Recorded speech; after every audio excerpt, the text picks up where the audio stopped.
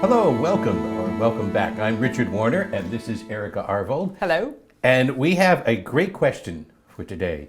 How do you deal with a reader that has zero emotions? And I'm going to start by asking Erica this question. And she's seen this so many hundreds of thousands of times. What are the qualities of a good reader? Or another way of putting that is, what are the responsibilities of a good reader?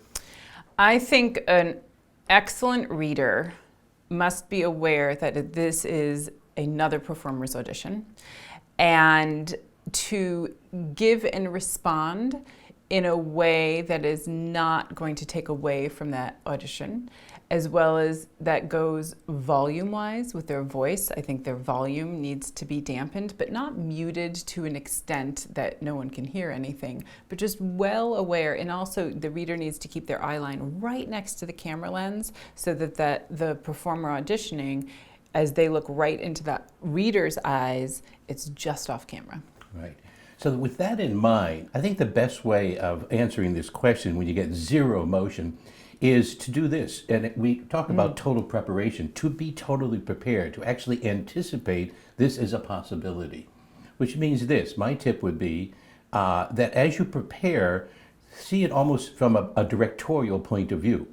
And by that I mean is that a lot of actors, they just simply focus on their own language, their own words, rather than it should be both. You should know both sides of the dialogue and the shape of the scene. Well, also that question leads me to believe that perhaps the person asking the question wants to rely on their reader for some emotion to trigger them or to whatnot. And I think if you are totally prepared, like you're saying, is the reader then, even if they're a piece of cardboard or eyeballs that you've taped up on the wall, you've got to use your own imagination to know that they're an amazing performer opposite you, and you're taking those cues, you know? Absolutely. I hear Erica so many times when we teach together say, drive the scene. Oh, yes. And so part of the work of an actor when they're auditioning is actually this. I think a lot of us are trained for a give and take response, a reaction response, and not to, in fact, anticipate or in any way, shape, or form shape the other person's performance. It's just an offer.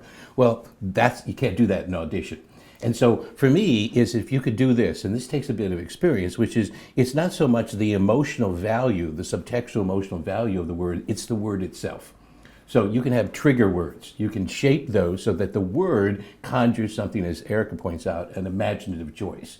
So it's not just how it's rendered, but it's the fact that it is indeed something that triggers you to So if it's a move reader that is of poor quality, as the question, and they're saying the words, but it's monotone and they're giving you nothing and they're not even looking in your eyes, at least when you hear that one word, you've got it, yeah. Yeah, so you're playing the scene, actually, when you're doing that. And I think doubling back around to what Erica said, it truly isn't the responsibility of a reader, even a very high-quality reader, to either drive the scene or to make choices. They're to facilitate those choices. And it's funny, in auditions, I usually am the reader, and I love that because I feel like I get a different point of view of the performer, and then I can certainly watch the tape back, and I can put a different hat on and see it.